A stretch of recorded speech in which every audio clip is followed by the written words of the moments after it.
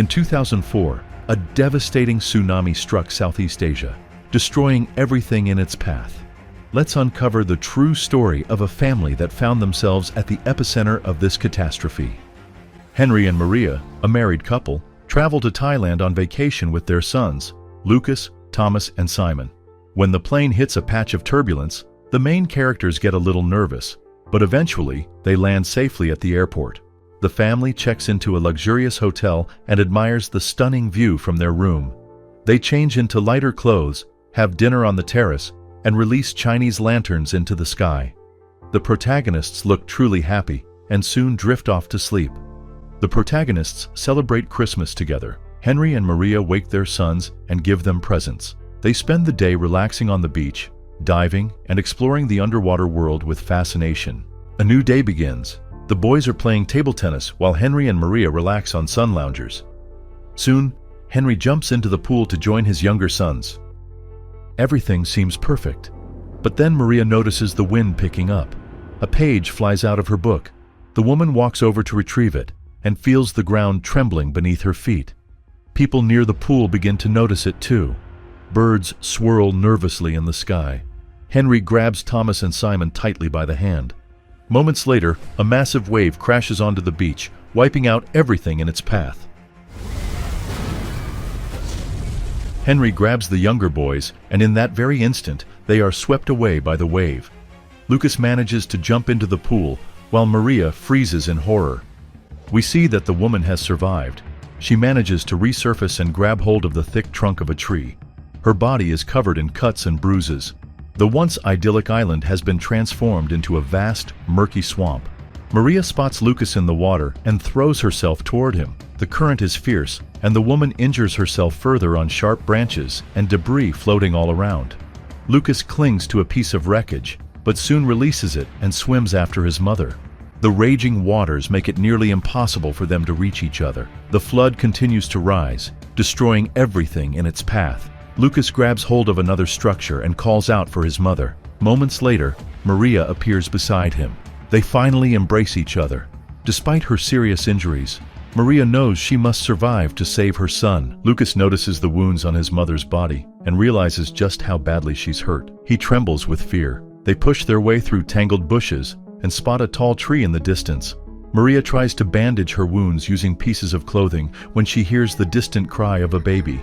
She wants to help someone else's child. Lucas pleads with her not to go, reminding her that they need help themselves and that another wave could hit at any moment. But Maria doesn't listen. She finds the little boy and rescues him. His name is Daniel. Maria and Lucas take him with them. The tree is close now, but Maria is too weak and injured to climb.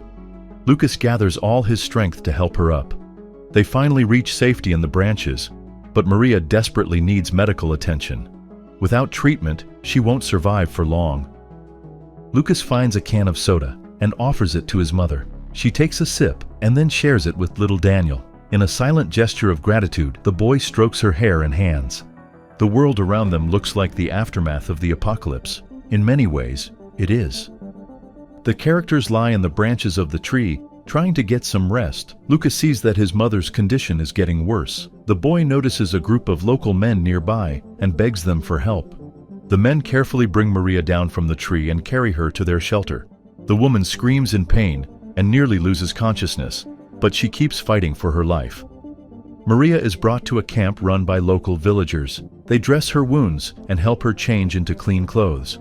Using an old door as a stretcher, the local men put Maria into a pickup truck and rush her to the nearest medical center. Lucas stays by her side. Daniel, however, vanishes without a trace. On the way, they pass countless injured people. Tragically, not all of them can be saved. At last, they arrive at a local hospital. It's overcrowded. The news is filled with images of the destruction caused by the deadly tsunami. Lucas wanders through the halls, desperately searching for his family, but there's no sign of his father or younger brothers. Maria has a fever. She is a former medic, so she asks Lucas to find her some antibiotics. Unfortunately, all the bottles and boxes have labels only in Thai.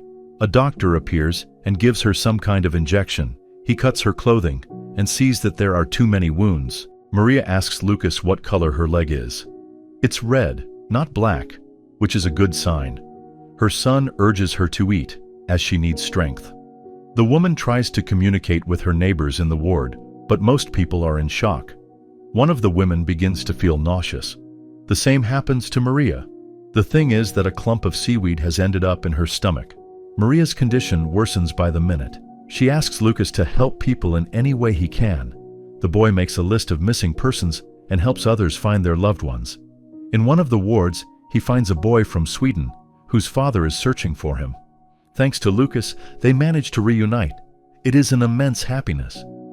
Lucas returns to Maria's ward and sees that her bed is empty. The boy shouts and calls for his mother. A nurse takes him to the other children and sticks a name tag on his shirt.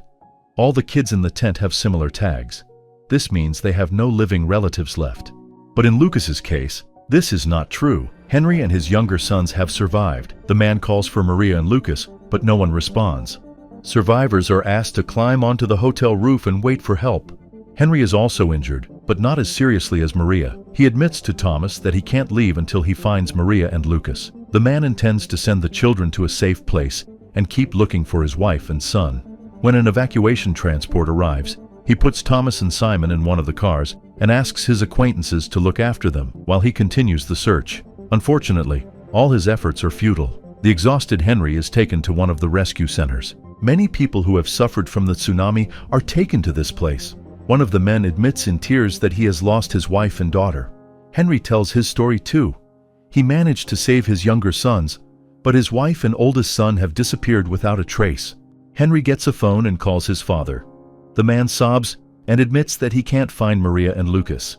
Then another survivor suggests that he and Henry search for their missing family members together. They have to visit all the shelters and rescue centers. Thomas and Simon spend the night in the open air.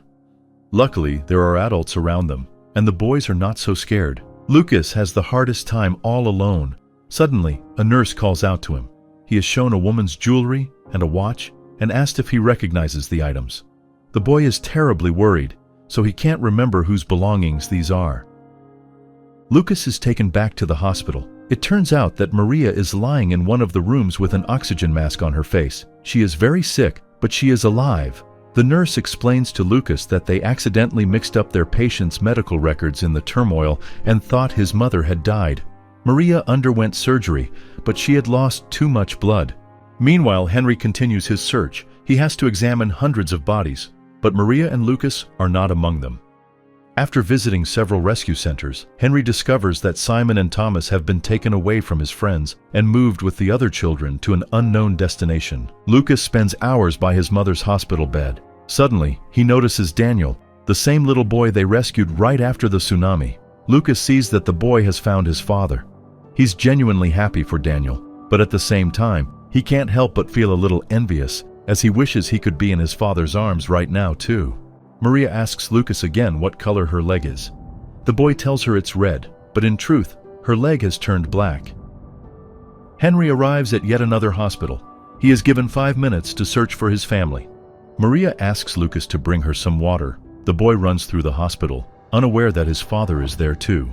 Henry peers into the windows of hospital wards, desperately searching for his wife and son, but the window next to Maria's bed is covered with curtains, and the man doesn't see her. Lucas spots the silhouette of his father in the hospital courtyard.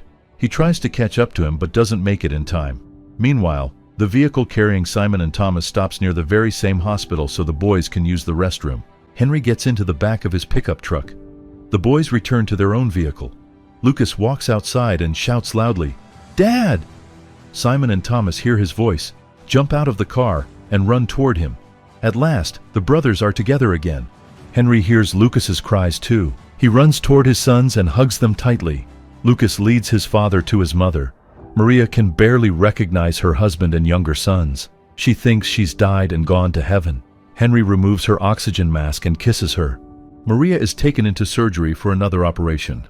Her husband and sons stay close by, praying for her survival. As Maria is put under anesthesia, she once again relives the most terrifying day of her life. Maria remembers being engulfed by a massive wave, swept away by a murky torrent of water, and suffering severe injuries. She recalls how she barely made it to the surface. She managed to survive in what felt like hell itself, and now she must survive again. The surgery is successful. The insurance company arranges a flight for the family to Singapore for further treatment. Maria has to be transported on a stretcher. A special medical plane arrives to take them. Before takeoff, Lucas tells his mother that while he was helping people, he saw the boy they had rescued from the flood. Little Daniel had found his father. Maria smiles through tears and hugs her son tightly.